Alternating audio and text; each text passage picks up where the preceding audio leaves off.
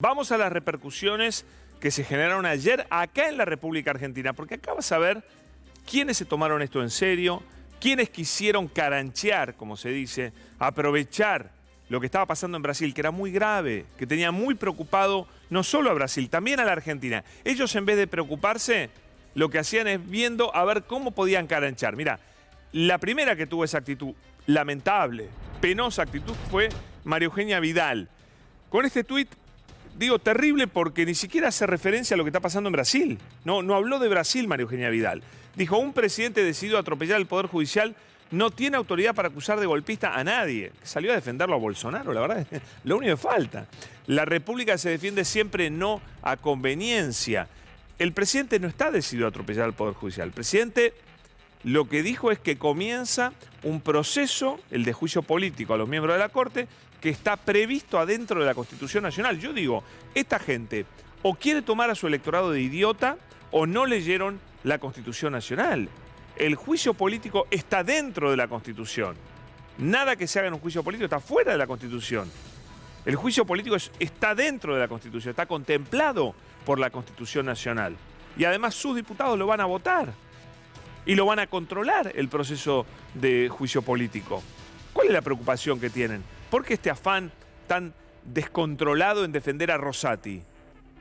Patricia Bullrich, demócratas con otros países y autoritarios aquí. Aquí quieren tomar la Corte Suprema de Justicia. No, nadie quiere tomar la Corte Suprema de Justicia.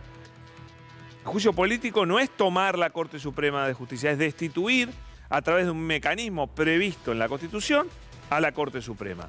Pero se ve que esto no lo saben, no sé. Y destruyen al Congreso con 14 toneladas de piedra, bueno, y dale con eso. El día que retire el pedido de juicio político a la Corte, puede opinar sobre lo que sucede en Brasil. Mirá lo que es Patricia Bullrich, ¿no? Hasta que no retire el pedido de juicio político, no puede opinar sobre Brasil. Pero, ¿quién sos? La verdad es una cosa de locos. Macri. Macri había empezado bien condenando, pero después se suma a estas cosas, ¿no? La democracia y las instituciones tienen que ser respetadas siempre en todas partes, porque primero destruirán a las instituciones, después destruirán la libertad y la vida. Bueno, no sé, ahí si se refiere a Brasil o acá, andás a ver. No debemos olvidar que el kirchnerismo que hoy se muestra conmocionado por los sucesos en Brasil es el mismo que en el 2017 organizó, promovió y protagonizó el asalto violento al Congreso de la Nación. No fue organizado por el kirchnerismo, le decimos a Mauricio Macri. En realidad, los que terminaron, algunos con procesos judiciales por esos días, por esas protestas, eran de izquierda, eran de partidos de izquierda. Y estaban protestando, algunos con violencia, pero no estaban intentando tomar el Congreso de la Nación. No hubo un solo manifestante que ingresara en el Congreso de la Nación. Sí hubo una protesta y sí algunos, no todos, de los que protestaron, tuvieron actitudes violentas que son delito. No hay ninguna duda al respecto. Pero no estaban ni querían destituir al gobierno ni tomar el Congreso de la Nación. Eso no pasó y no querían tampoco. El episodio alerta sobre la fragilidad mundial de las instituciones democráticas, que pueden ser atropelladas por una horda como en Brasil o como sucede ahora mismo en Argentina con la Corte Suprema de Justicia a través de mecanismos políticos antidemocráticos igualmente brutales. Estaría bueno saber cuáles son los mecanismos políticos antidemocráticos. El juicio político es un mecanismo antidemocrático. Le pedimos a Mauricio Macri que lea la Constitución, que no muerde en los libros. Y ahí se va a enterar que es un procedimiento que está dentro de la Constitución. Y ellos mismos lo han utilizado, porque Elisa Carrió ha presentado varios juicios políticos contra Ricardo Lorenzetti. Es más, el PRO también ha presentado pedidos de juicio político contra el presidente de la Nación. ¿Y esos no son golpes de Estado? No, claro que no. Pedir un juicio político no es un golpe de Estado. No es violar la democracia. Está dentro de la ley. Dentro de la ley todo, fuera de la ley nada. Muy simple. Míralo a Javier Milei. Javier Milei ayer tuvo una actitud muy cobarde y muy peligrosa. Primero, estuvo toda la tarde retuiteando lo que hacían los bolsonaristas en Brasilia. Claramente lo festejaba. Festejaba cómo tomaban el Congreso en Brasil. Retuiteaba y retuiteaba información, sin ninguna opinión. Es decir, sin una mirada crítica sobre lo que estaba pasando en Brasil, seguía retuiteando y retuiteando. Retuiteó a La Derecha Diario. Manifestantes de derecha irrumpen en el edificio del Congreso de Brasil en una masiva protesta reclamando que frenen las medidas dictatoriales de Lula. Por supuesto, La Derecha Diario es absurdo lo que dice. Las medidas dictatoriales de Lula, ¿cuáles? Esto era lo que hacía Javier Milei. Retuiteaba no solo los hechos que pasaban, sino gente que justificaba lo que estaba pasando en Brasil. Fíjate qué peligroso, ¿no?, lo que hizo Javier Milei. Finalmente, mucho más tarde, acá no tengo la hora, pero esto ocurrió mucho más tarde, se dio cuenta de que estaba cometiendo un grave error. Y entonces dijo, bueno, tengo que repudiar, pero lo voy a hacer bien suave. Aquí les paso la declaración del Foro de Madrid, recordándoles que a su vez soy firmante de Carta de Madrid. Así de paso pueden saber por dónde pasa mi posición sin tener que inventar en línea con los que miserablemente intentan operar con estos episodios. ¿Qué había pasado? Que mucha gente decía, Milei no está repudiando, Milei está festejando, Milei está celebrando, Milei está justificando lo que pasa en Brasil. Entonces él, en vez de dar su opinión, porque acá voy a decir otra característica de Milei, es miedoso, le tiene miedo a su propia gente. Entonces tuvo miedo de decir repudio a la violencia. ¿Qué hizo? Bueno, acá está la Carta de Madrid, de la que soy firmante, que condena la violencia. Bueno, ¿cómo no va a condenar la violencia? No hay que escribir una carta en Madrid para condenar la violencia. El tema es que no justificaba la violencia. Y eso es muy peligroso. Con solo decir, no, yo firmé una carta que condena la violencia, no, hay que condenar el hecho de lo que ocurrió ayer. Bueno, eso no se logró de Milei, solo una condena a la violencia en general y por supuesto una referencia a la izquierda que nunca puede faltar. Pero de verdad, yo le pregunto a Milei, ¿le tenés miedo a tus seguidores? ¿Te da miedo repudiar la violencia de Brasil? Porque tus seguidores están totalmente identificados con Bolsonaro. Porque tus seguidores quieren que vos seas Bolsonaro. Entonces te da miedo decir que lo que hicieron los seguidores de Bolsonaro es una locura. Yo digo que sí le da miedo. A Milei le da miedo confrontar con su propia gente, a la cual no lidera, sino que va detrás. Y guarda con los políticos que van detrás de lo que piensa la gente, porque entonces la gente los lleva para cualquier lado y ellos van como perritos falderos. Un verdadero político lidera. No es lo que hace Milei. Insisto, ayer tuvo miedo de enfrentarse con el bolsonarismo argentino, que es su gente. Entonces quedó como una cosa ahí, que la violencia no me gusta, y ahí quedó. Es una vergüenza eso, es una vergüenza. Antes teníamos algo. Bueno, vamos ahí.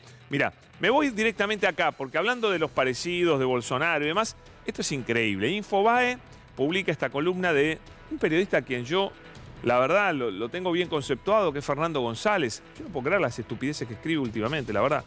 Un tipo inteligente como Fernando González escribiendo esta tontería, porque básicamente nos quieren de vuelta a engañar sobre algo que ha quedado ya recontra claro. Está en los libros ya quedó en los libros de historia. Mirá lo que dice Infobae, Fernando González. La zancadilla de Bolsonaro a Lula que Cristina ya le había hecho a Macri. El expresidente no entregó los atributos del poder en Brasil y eso alentó a sus fanáticos a atacar al gobierno. El riesgo de deterioro democrático que también acecha a los dirigentes argentinos. Si nos vamos a ir a cuando habla, es larguísima. La nota en realidad no habla de Cristina, habla muy poquito de Cristina. Habla de toda la situación en Bolsonaro, le pusieron ese gancho en la nota porque bueno. Pero la boludez la escribe Fernando González, la mentira la escribe. Y dice, fue Cristina Kirchner quien eligió llevar su evaluación de la crisis brasileña al escenario de la política internacional que tanto le atrae. Para la vicepresidenta, lo ocurrido en Brasil reflejó con exactitud la toma del Capitolio, bueno, bla, bla, bla, de los fanáticos. Sigamos. Hubiera sido una excelente oportunidad para la autocrítica de la vicepresidenta, porque si hay un huevo de la serpiente en el riesgo que acecha a la democracia, se lo puede encontrar fácilmente en el calendario. El 10 de diciembre de 2015, Cristina Kirchner prefirió no entregarle el bastón de mando a Macri, como si su sucesor en la presidencia no tuviera la legitimidad democrática que le otorgó la victoria en las urnas. Y esa es la mentira. Y esa es la mentira. Acá dice, Cristina jamás se arrepintió de aquella zancadilla, muy similar, bla, bla, bla. ¿Cuál es el tema? ¿Dónde se entrega, dónde asume un presidente en la República Argentina según la Constitución? En el Congreso de la Nación. En el Congreso de la Nación, el presidente asume su cargo. Macri, que por esa época, yo creo que al igual que ahora, era muy cobarde en política, estaba muy asustado por lo que se le venía, por haber ganado las elecciones y demás, le dice a Cristina, no voy a ir al Congreso, y no quería ir al Congreso porque tenía miedo que lo silbaran. No quería arrancar su gobierno con una silbatina. Le tenía mucho miedo al Congreso de la Nación. Entonces le dicen, no vamos a hacer la transferencia del mando en el Congreso, que es donde tiene que ocurrir, sino que la vamos a hacer en la Casa de Gobierno. Y después voy a ir a asumir el mando al Congreso. Entonces Cristina le dice, pero ¿cómo te voy a dar yo los atributos del poder del mando, te voy a poner la banda y el bastón, si vos todavía no sos presidente.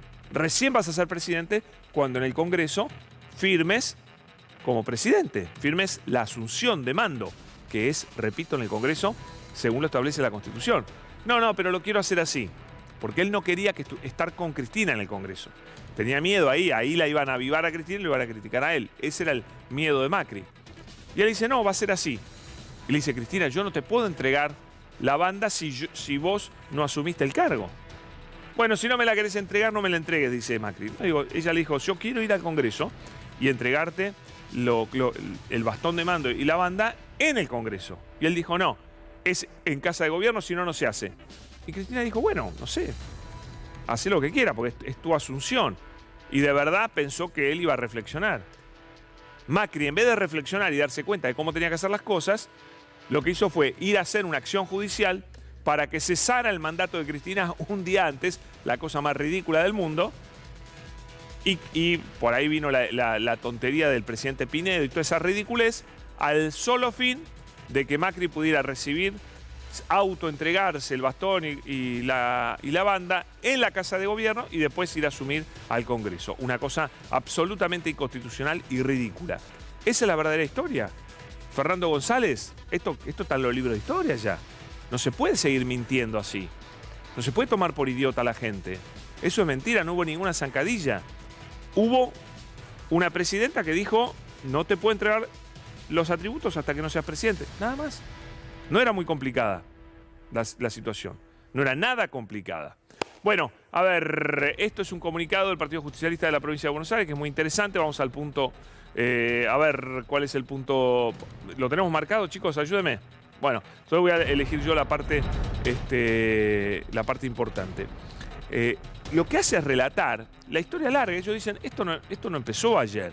Esto empezó, ni empezó con la elección de Lula. Esto empezó antes, cuando los grupos de poder usaron a Bolsonaro para perseguir, humillar y encarcelar a Lula da Silva.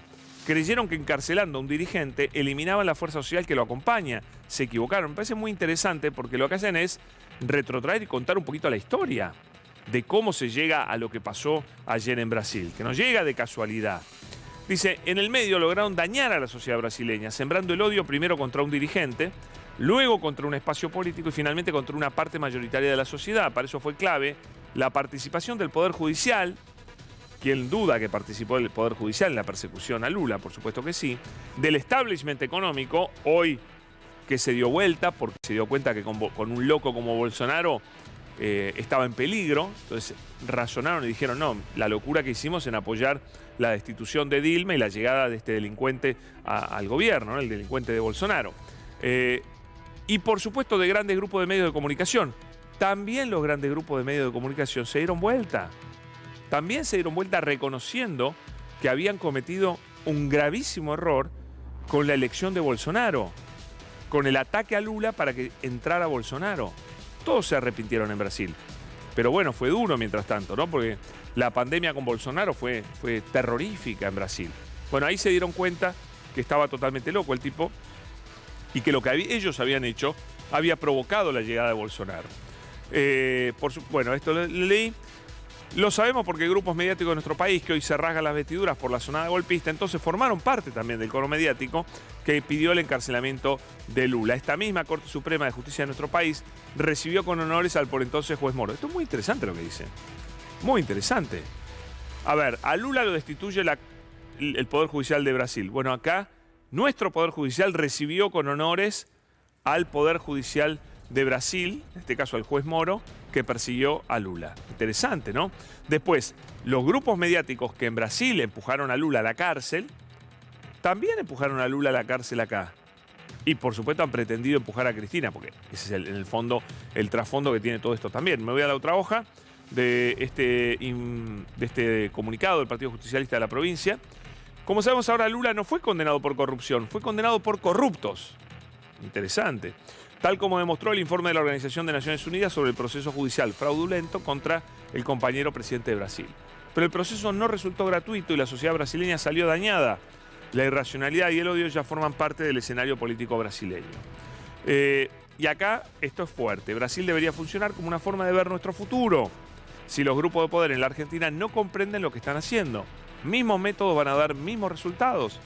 También para nuestros gobiernos de toda la región. Como demuestra Brasil, no alcanza con una victoria electoral para desandar años y años de siembra del odio, del medio, de destrucción, de cualquier idea de comunidad.